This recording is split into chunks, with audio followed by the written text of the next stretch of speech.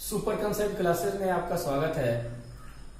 Acid base salt में हम लोग एसिड और बेस के बारे में पढ़ चुके हैं, उसके इंडिकेटर के बारे में, उसके टाइप्स के बारे में पढ़ चुके हैं।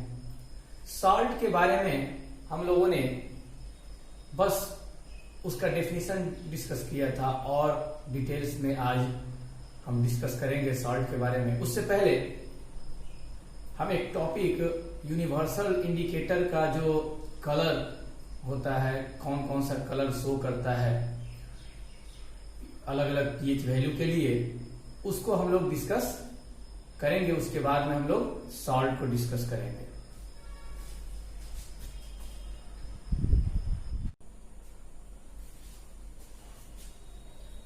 ये यूनिवर्सल इंडिकेटर पीएच के वैल्यू के लिए, डिफरेंट पीएच वैल्यू के लिए डिफरेंट कलर शो करता है। वो यहां मैंने लिस्ट किया है, मैंने दिखाया है। पीएच वैल्यू 0 के लिए कलर डार्क रेड, गाढ़ा। डार्क का मतलब क्या हुआ? गाढ़ा। रेड का मतलब लाल, गाढ़ा लाल।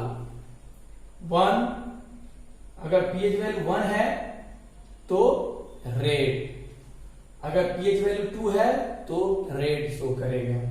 पीएच वैल्यू 3 के लिए ऑरेंज रेड, यानी कि ऑरेंज और रेड का मिक्स, यानी कि थोड़ा ऑरेंज का मतलब क्या हुआ? ऑरेंज का मतलब हुआ नारंगी कलर, ठीक है। नारंगी कलर लिए हुए रेड, रेड का मतलब लाल, यानी कि थोड़ा ऑरेंज थोड़ा रेड का mix. 4 orange, 5 orange yellow, orange yellow,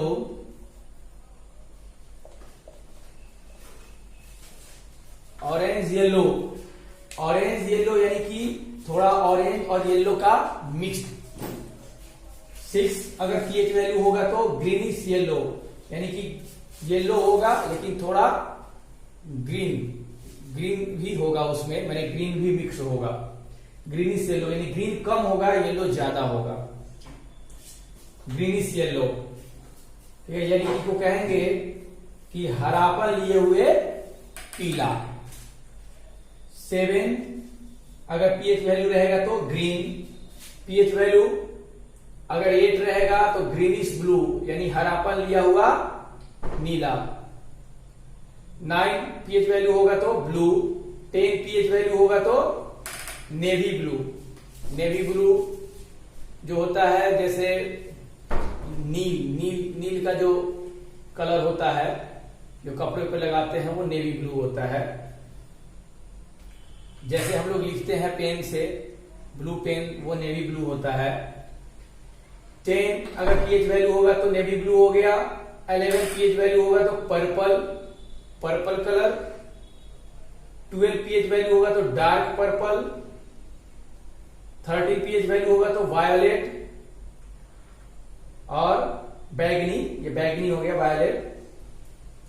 और 14 पीएच वैल्यू होगा तभी भी बैगनी, यानी कि वायोलेट होगा।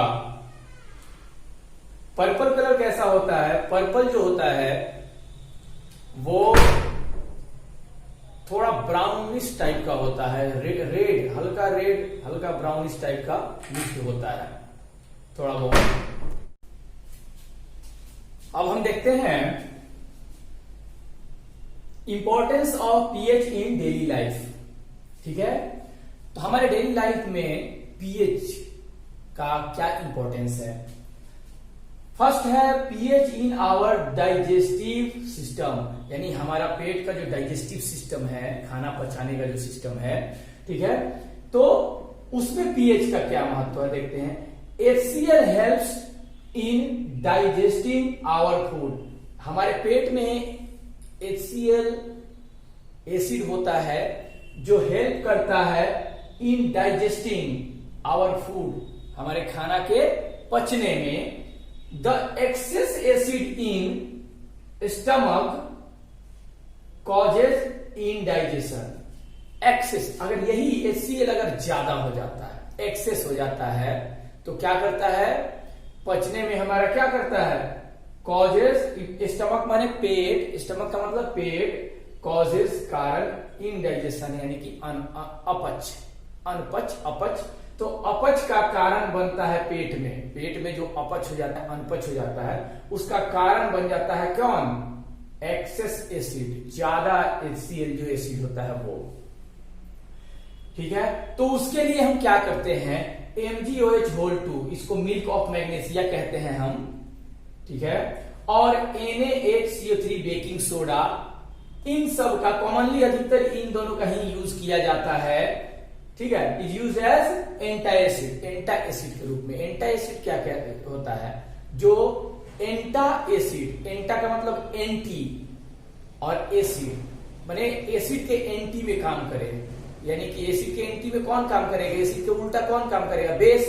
तो ये दोनों बेस है, वीक बेस है। स्ट्रॉन्ग बेस होगा तब तो हमको हार्म भी पहुंचा सकता है। तो ये दोनों वीक बेस है जिसका इस्तेमाल हम लोग करते हैं एसिड को न्यूट्रलाइज करने के लिए।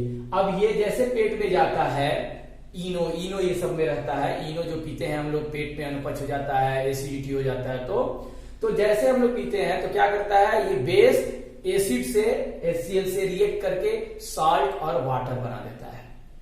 तो नमकीन जो है पसीने के रूप में भी निकलता है, ठीक है, टॉयलेट के रूप में भी निकलता है, ठीक है, हमारा सॉल्ट, और फिर सॉल्ट और वाटर बनाता है, वाटर भी हमारे शरीर में बनता है, यही दोनों मिलकर बना देता है। ऐसे बहुत तरीके से वाटर बनता है। तो इससे ये जब रिएक्ट करता है HCl से तो सॉल्ट और वाटर बनाता है। हम लोग पहले पढ़ चुके हैं, बेस और एसिड मिलकर सॉल्ट और वाटर बनाता है। ठीक है, नेक्स्ट है pH change as the cause tooth decay, यानी कि pH के चेंज होने से भी हमारे मुंह में, हमारे शरीर में टूथ डिके होता है। यानी मुंह में हमारे अगर pH चेंज हो जाता है मुंह का, कितना हो जाता है? बिलो 5.5 से नीचे अगर pH का वैल्यू हो जाता है तो ज्यादा एसिडिक हो जाएगा हमारा मुंह, तो दांत खराब होने लगेगा, काला काला दांत में होना शुरू हो जाएगा, यानी कि दांत जो है ना डिके करना, यानी कि नष्ट होना शुरू हो जाएगा। डिके माने नष्ट होना। फिर से देखते हैं, the bacteria present in our mouth, हमारे माउथ में हम खाना खाते हैं तो बैक्टीरिया तो होता ही है। Mouth break down the sugar, sugar को ब्रेक डाउन करता है। हमारे शरीर में शुगर की मात्रा होती है पहले से भी, हम चीनी खाएं या ना खाएं तो होता है शुगर का मात्रा, तो उसको mouth break down the sugar, sugar को ब्रेक डाउन कर देता है, तोड़ देता है, to form acid, acid form करने के लिए, बनाने के लिए। और वही एसिड जो है हमारा क्या हो जाता है मुंह में, मुंह जो है हमारा एसिडिक हो जाता है। Tooth decay starts, tooth decay start होता है कब? when the pH of acid formed, जो एसिड बनता है मुंह में, उसका pH in the mouth falls between 5.5, यानी 5.5 से कम हो जाता है तब। ठीक है, फिर से एक बार समझते हैं, हमारे मुंह में जो बैक्टीरिया होता है, ठीक है, वो ब्रेक डाउन यानी तोड़ देता है शुगर को और एसिड के रूप में तोड़ देता है। और हमारा टूथ डिके स्टार्ट होता है कब? जब pH वैल्यू जो है माउथ के अंदर वो किससे कम हो जाए? 5.5 से कम हो जाता है तब। अब इससे बचने के लिए एक ही उपाय है, the best way to prevent tooth decay is to clean the mouth after eating food. जब भी खाना खाएं तो क्या करें? अपने फिर मुंह को साफ कर लें, दांत को फिर से साफ कर लें खाना खाने के बाद। तो ये रोकने का एक तरीका है। अच्छा, नेक्स्ट देखते हैं हम लोग,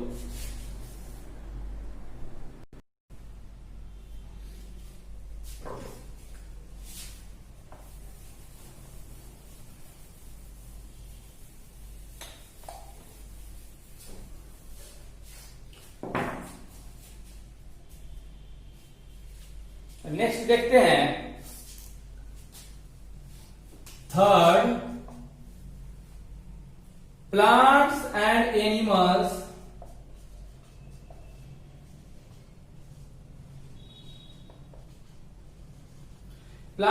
animals are sensitive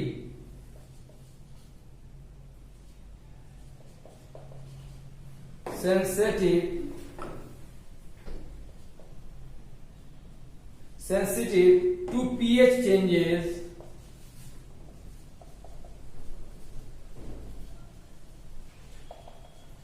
ये plants and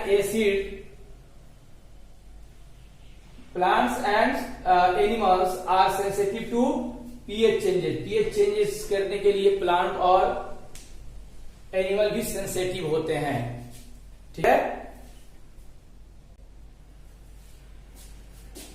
तो होता क्या है, प्लांट को ग्रो करने के लिए, बेटर ग्रोथ के लिए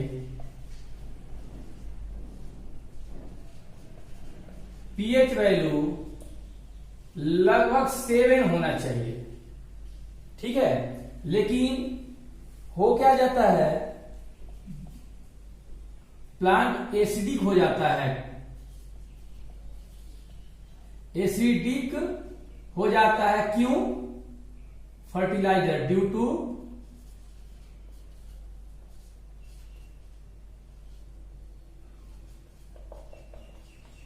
फर्टिलाइजर के कारण, और भी पहुंच 4 तक हो सकता है ये पीएच वैल्यू। पीएच वैल्यू जो है लगभग 4 तक पहुंच जाता है, और कभी कभी फर्टिलाइजर के कारण बेसिक भी हो जाता है, ड्यू टू फर्टिलाइजर।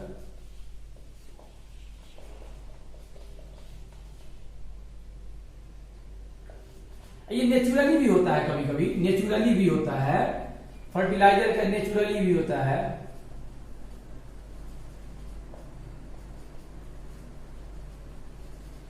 नेचुरली भी हो सकता है, प्राकृतिक रूप से भी हो सकता है, लेकिन फर्टिलाइजर का प्रभाव ज्यादा पड़ता है और इसका वैल्यू हो सकता है 8.3 तक हो सकता है।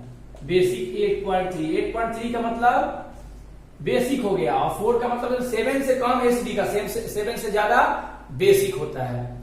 तो यहां 7 से कम हो गया एसिडिक, 7 से ज्यादा है तो बेसिक। ये हो सकता है फर्टिलाइजर के कारण या नेचुरली भी हो सकता है। तो जब ऐसा होता है तो इसमें जैसे मोस्टली जो एसिडिक हो जाता है, बेसिक है तो कंट्रोल हो जाता है, ठीक है, खाद के द्वारा कंट्रोल हो जाता है, ठीक है। लेकिन एसिडिक हो जाए तो ज्यादा नुकसान पहुंचाता है, और अधिकतर एसिडिक ही होता है। इसलिए एसिडिक के लिए अधिकतर खेतों में जो डाला जाता है CaO calcium oxide, CaOH whole 2 calcium hydroxide, ये स्लैग्ड लाइम भी कहा जाता है, क्विक लाइम भी कहा जाता है इसको, CaCO3 कैल्शियम कार्बोनेट, ये सारे चीज डाले जाते हैं। ये इनमें से कोई भी चीज, या तो ये डाल दे, ये डाल दे, ये डाल दे, सारे चूना ही तो है। तो इन सब को डालकर हम अपने सॉइल को बेहतर बनाते हैं ताकि प्लांट उसमें ग्रोथ कर सके, हमारा क्रॉप, हमारा फसल अच्छी तरीके से हो सके। तो अब नेक्स्ट देखते हैं हम लोग एनिमल पर क्या प्रभाव पड़ता है पीएच का,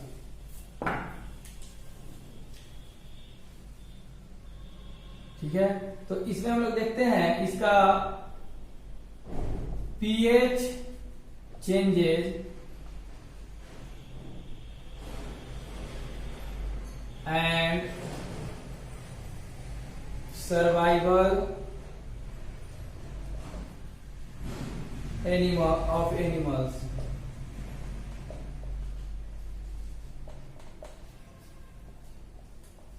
ह्यूमन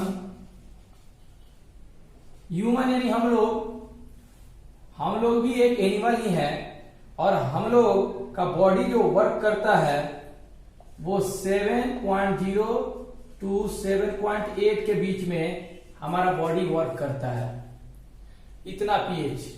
जब एसिड रेन होता है, एसिड रेन जो है अबाउट 5.6 पीएच होता है, उसका पीएच जो होता है 5.6 होता है, और ह्यूमन का जो पीएच है इतना तो इतना होता है। ह्यूमन यहां पीएच लिख देते हैं इतना टू इतना तक हमारा ह्यूमन बॉडी वर्क करता है प्रॉपरली, अच्छी तरीके से। और एसिड रेन का पीएच 5.6, ये क्या होता है, जब एसिड रेन होता है तो एक्वेटिक एनिमल सबसे ज्यादा प्रभावित होता है।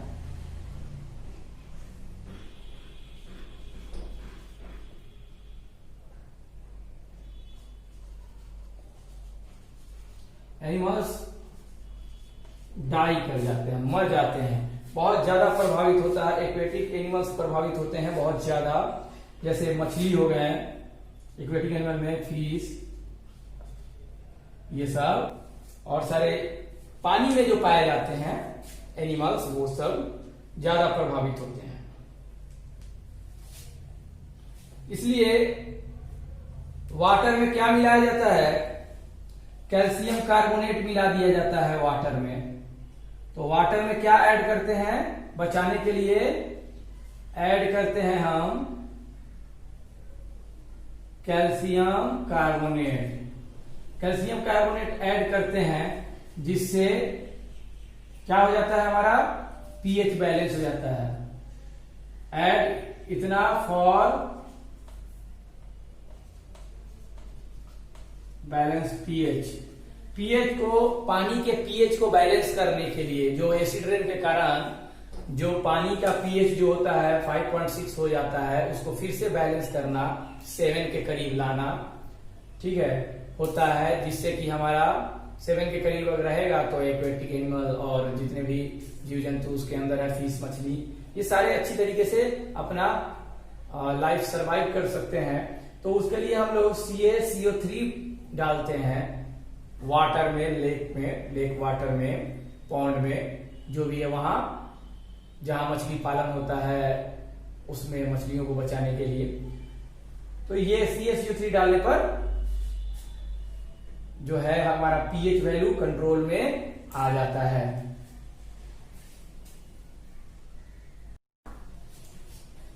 अब आगे देखते हैं थर्ड फोर्थ, हमारा importance of pH in daily life हम लोग देख रहे हैं। तो उसका फोर्थ पॉइंट हम लोग देखते हैं।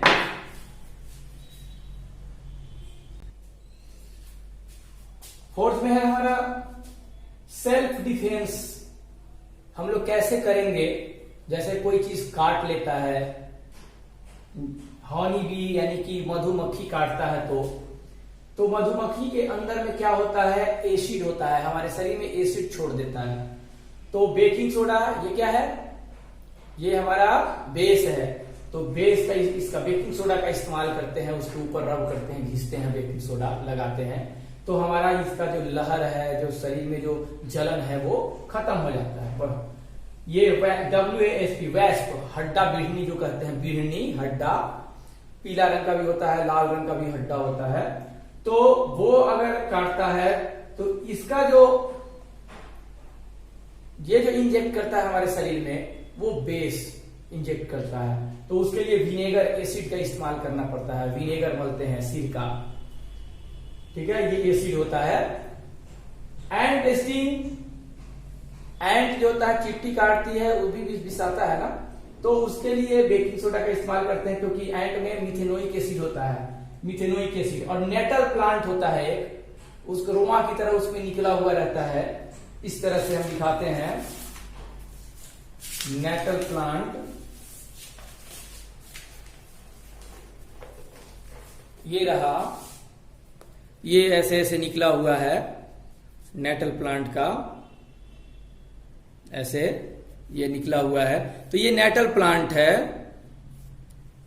इसमें भी क्या होता है, मिथेनोइक एसिड होता है, उसके लिए भी बेकिंग सोडा का इस्तेमाल करना पड़ता है। इसके विष को निकालने के लिए, जलन इसके कारण जो होता है, इंजेक्ट हो जाता है हमारे, उसका जो रुआ की तरह जो देखे हो, वो हमारे शरीर में चुभ जाता है, और उसमें होता है मिथेनोइक एसिड। तो बहुत ज्यादा दर्द और जलन का अनुभव होता है हमें, ठीक है। तो अब नेक्स्ट देखते हैं हम लोग,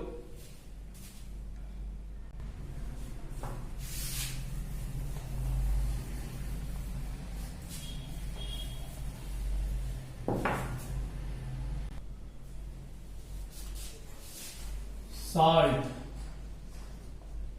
सॉल्ट का डेफिनेशन तो हम लोग देख चुके हैं फर्स्ट वीडियो में ही। अब सॉल्ट के बारे में और हम लोग डिटेल में जानते हैं। सॉल्ट कितने टाइप्स के होते हैं? एक होता है द सॉल्ट ऑफ HCl यानी हाइड्रोक्लोरिक एसिड, इसी से निकलता है, इसको कहते हैं क्लोराइड। देखो हमने सॉल्ट का डिस्कशन में बताया था कि एसिड से हाइड्रोजन को मेटल के द्वारा रिमूव करने पर सॉल्ट बनता है। तो इस एसिड से जो रिमूव करने पर बनेगा वो किसी मेटल का क्लोराइड बनेगा। एग्जाम्पल में HCl से बनेगा, अगर सोडियम यहां पर इसको हटाएगा हाइड्रोजन को तो बनाएगा NaCl, तो ये सोडियम क्लोराइड।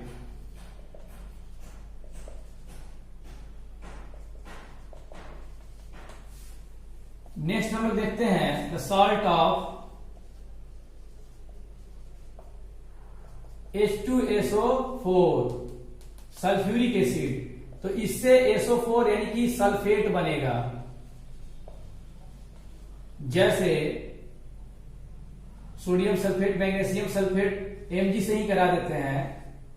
Mg क्या करेगा, H2SO4 में से Mg जो है जाएगा और इसको हटा देगा तो क्या हो जाएगा MgSO4, ये magnesium sulphate.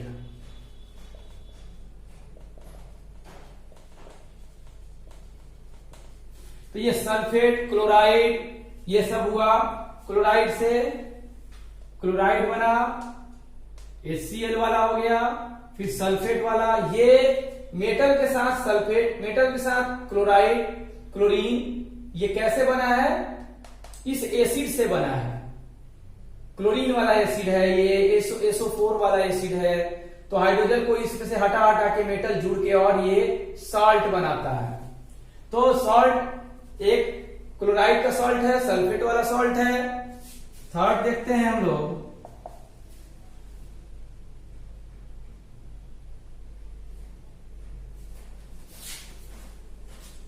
The salt of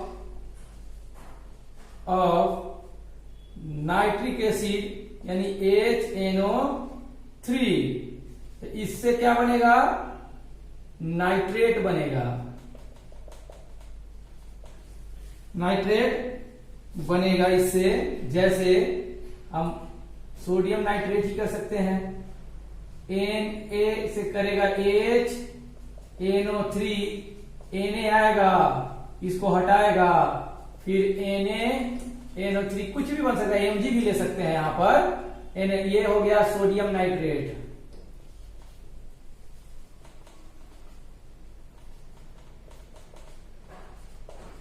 sodium nitrate, ठीक है। फिर हम लोग नेक्स्ट देखते हैं fourth number, the salt of carbonic acid.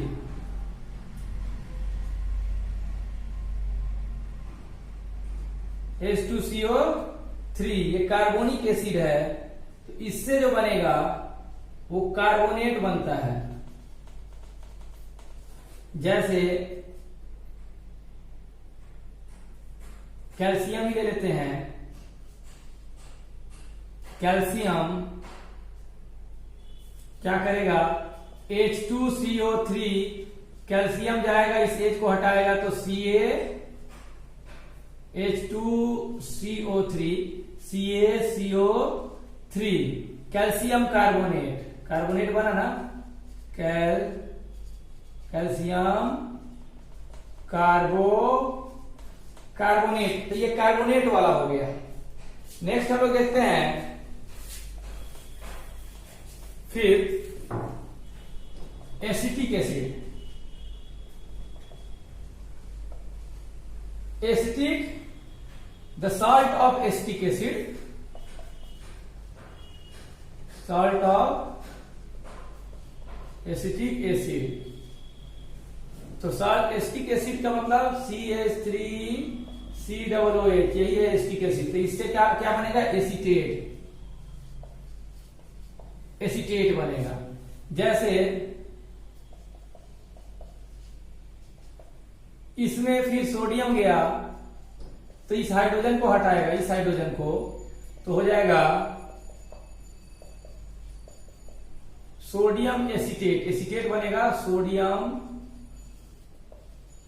और इसको कहेंगे एसीटेट, सोडियम एसीटेट बनेगा। तो इस जितने भी हम 5 टाइप्स के देखे हैं, बेसिकली जो है इस टाइप के ही सॉल्ट होते हैं।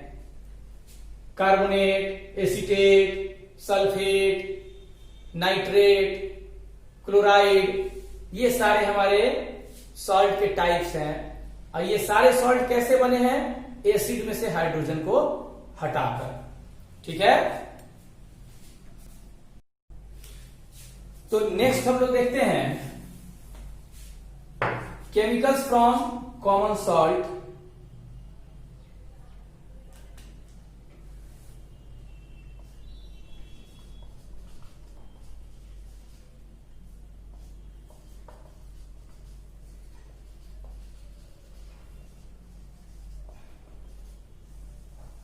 कॉमन सॉल्ट से केमिकल्स, ये है हमारा केमिकल्स जो कॉमन सॉल्ट से बनाए जाते हैं। पहला सोडियम हाइड्रोक्साइड NaOH, जिसे कॉस्टिक सोडा भी कहते हैं। दूसरा sodium carbonate Na2CO3 washing soda. तीसरा sodium hydrogen carbonate NaHCO3 baking soda. ठीक है। हम लोग शुरू करते हैं फर्स्ट से, सोडियम हाइड्रोक्साइड से। ठीक है। इसमें पहला है हमारा सोडियम हाइड्रोक्साइड। इसको हम लोग डिस्कस करते हैं। इसको कॉस्टिक सोडा भी कहा जाता है। ये बनता कैसे है? NaCl और H2O मिलाकर और नमक में पानी मिलाकर उसका इलेक्ट्रोलाइसिस कराया जाता है। इलेक्ट्रोलाइसिस यानी करंट पास कराया जाता है। तो NaOH और Cl2 और H2O बनता है। NaOH हमारा बन गया। यूजेज ऑफ NaOH, NaOH का यूजेस क्या कहा है? मेकिंग सॉप, साबुन बनाने में, डिटर्जेंट बनाने में यानी कि सर्फ, आर्टिफिशियल टेक्सटाइल फाइबर बनाने में, रेयॉन्स भी कहते हैं इसको, आर्टिफिशियल फाइबर होता है। एक तो फाइबर हमको मिलता है, खाना जो हम लोग खाते हैं, साग, ये सब में भी फाइबर की मात्रा हमारे शरीर को बढ़ाने के लिए, शरीर की ग्रोथ के लिए क्या नाम है, आवश्यक होता है। और ये आर्टिफिशियल फाइबर है, टेक्सटाइल फाइबर। ये टेक्सटाइल फाइबर है, कपड़ा इससे बनता है, फाइबर का कपड़ा होता है वो बनता है। यहां मैन्युफैक्चरिंग ऑफ पेपर, पेपर के मैन्युफैक्चरिंग में भी इसका यूज होता है।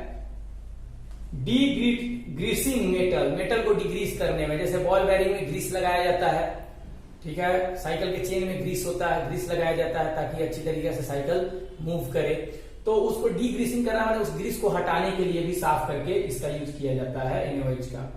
ऑयल रिफाइनिंग, तेल के रिफाइनिंग में भी यूज होता है। मेकिंग डाई, रंग बनाने में, एंड ब्लीचेज, और ब्लीचेज बनाने में यानी विरंजक, रंग उड़ाना। ब्लीचेज का मतलब रंग उड़ाने वाला केमिकल, ब्लीचेज बनाने में यूज होता है। ठीक है। नेक्स्ट हम लोग देखते हैं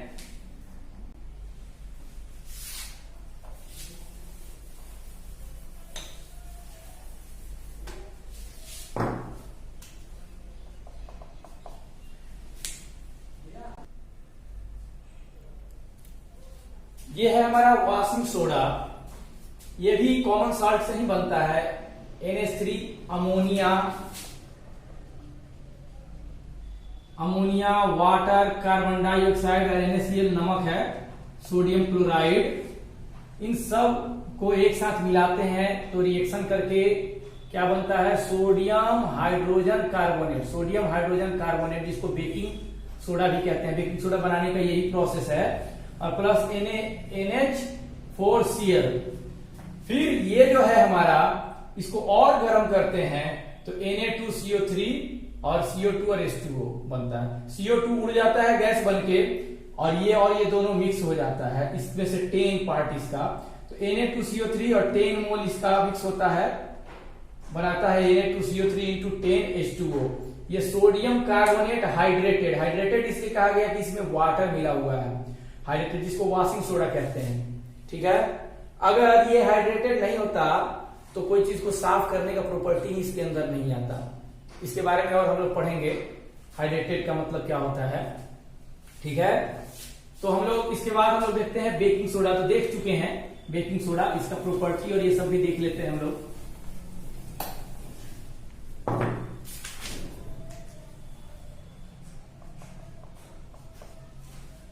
थर्ड में बेकिंग सोडा।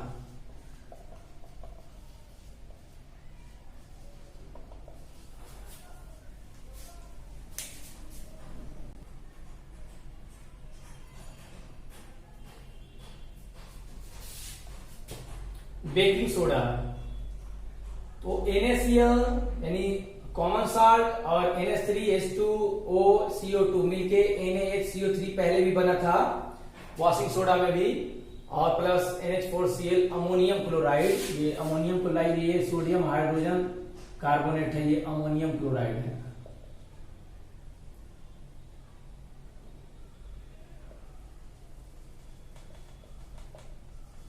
Ammonium chloride.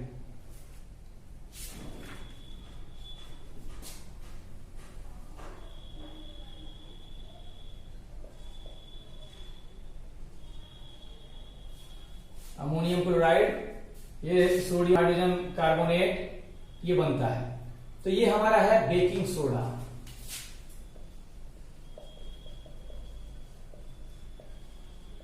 ठीक है, सोडियम हाइड्रोजन कार्बोनेट भी कहते हैं केमिकल नेम, और कॉमन नेम हो गया बेकिंग सोडा। प्रॉपर्टीज क्या होता है, ये व्हाइट क्रिस्टल होता है। ठीक है, सॉल्युबल इन वाटर, हमारा वॉशिंग सोडा भी सॉल्युबल इन वाटर होता है, तभी तो सर्फ उससे बनता है, वाटर में सॉल्युबल होता है। तो नॉन कोरोसिव बेस होता है, ये एक ऐसा बेस है जो नॉन कोरोसिव है, यानी कि जंग रहित, जंग नहीं लगता है। ठीक है, इस बेस में जंग नहीं लगता है, नॉन कोरोसिव नेचर का है ये। यूजेस क्या है, यूज इन एंटाएसिड, एंटाएसिड के रूप में यूज होता है इसका। तो एंटाएसिड क्या है, जैसे पेट में एसिडिटी हो गया तो हम लेते हैं बेस, ताकि क्या होता है, न्यूट्रलाइज हो जाए, वो एंटाएसिड का काम किया। जैसे कोई डंक ये सब मार दे, एंटाएसिड के रूप में यूज होगा इसका, माने एसिड को न्यूट्रलाइज करने के लिए। Used in making baking powder, baking powder भी बनता है इससे। और यूज्ड इन फायर एक्सटिंग्विशर्स, यानी आग बुझाने वाला जो होता है, फायर एक्सटिंग्विशर इसको कहा जाता है। ठीक है, ये है फायर एक्सटिंग्विशर, ये। ठीक है, चलिए नेक्स्ट हम लोग देखते हैं, नेक्स्ट देखते हैं हम लोग bleaching powder.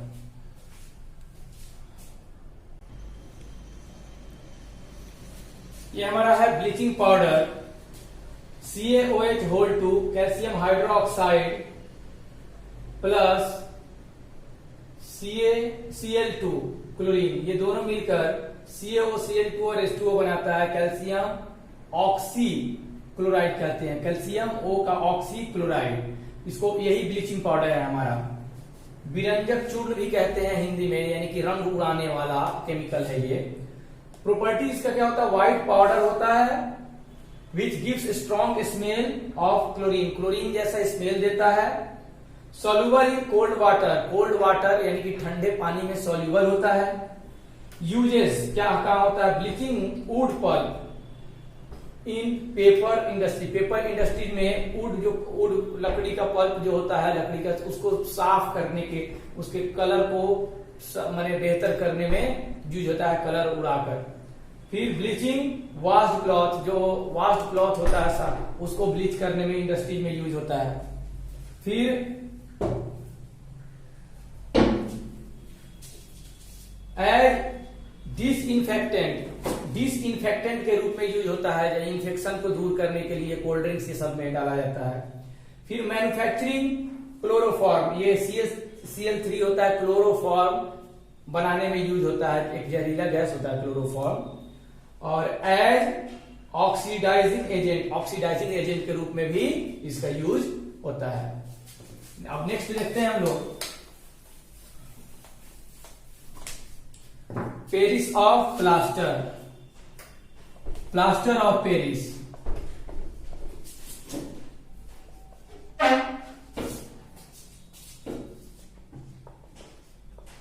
Plaster of Paris, ये हमारा प्लास्टर ऑफ पेरिस। तो जिप्सम यहां है, जिप्सम कहा जाता है calcium sulphate, hydrated calcium sulphate, H2O जुड़ा है ना, तो 2 मोल यहां पर वाटर है, तो ये जिप्सम है। इसको जब हीट करते हैं 100 डिग्री सेंटीग्रेड पर, तो क्या होता है, प्लास्टर ऑफ पेरिस बनता है हाफ H2O। बस अंतर क्या होता है, 2 मोल से हाफ मोल हो जाता है। ये हमारा प्लास्टर ऑफ पेरिस है। दोनों का प्रॉपर्टी भी चेंज हो जाता है, बस वाटर चेंज होने के कारण। ये वाटर करता क्या है ये सब, और इसके पहले भी 10H2 हम लोग देखे थे, ठीक है। तो वो क्या करता है, तो वो ये जो है एक क्रिस्टलाइन स्ट्रक्चर प्रोवाइड करता है। ये नहीं रहे तो क्रिस्टलाइन स्ट्रक्चर प्रोवाइड नहीं होगा, और ये हाफ नहीं होगा, ये रहे तो ये जल्दी पिघल के जो टाइट होता है वो हो ही नहीं पाएगा। जैसे इसको हम क्या करते हैं, पानी में घोलने के बाद थोड़ी देर बाद छोड़ देते हैं तो सूखता है, तो एकदम टाइट हो जाता है प्लास्टर ऑफ पेरिस। ये इसी के कारण होता है, हाफ H2O के कारण। लेकिन वही ज्यादा मात्रा होगा तो नहीं हो पाएगा, इसलिए हम इसका गुण भी अलग हो जाता है 100 डिग्री सेंटीग्रेड पर गर्म करने पर, और उतना गर्म करते हैं जिससे कि हाफ बच जाए। 100 से ज्यादा नहीं करते, 100 से ज्यादा करने पर वो प्लास्टर ऑफ पेरिस नहीं बनेगा, ठीक है।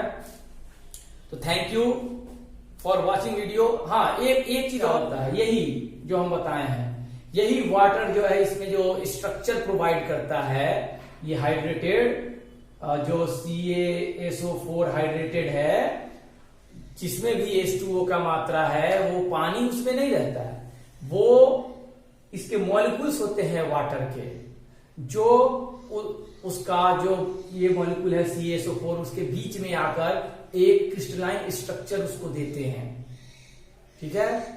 इसीलिए ये हाइड्रेटेड जो है हमारा सॉल्ट, ये सॉल्ट है, कैल्शियम का सॉल्ट है जो हाइड्रेटेड है, ये एक क्रिस्टलाइन स्ट्रक्चर प्रोवाइड करने के लिए ये H2O इसमें है। ये भी एक क्रिस्टलाइन स्ट्रक्चर प्रोवाइड करने के लिए यहाँ H2O है। तो H2O जो होता है वो उसमें पानी नहीं होता है, 10H2O ये शो किया जाता है कि ये H2O का मॉलिक्यूल है जो उसके अंदर जाकर CaSO4 हो गया और Na2CO3 में भी था इंटू 10H2O, तो उसमें एक क्रिस्टलाइन स्ट्रक्चर उसको प्रोवाइड करता है, इसका यही काम है। सो अब खत्म करते हैं इस वीडियो को। आज हमारा एसिड बेस टॉपिक खत्म हुआ। So thank you for watching video. Please like and subscribe my channel for new updates. Thank you.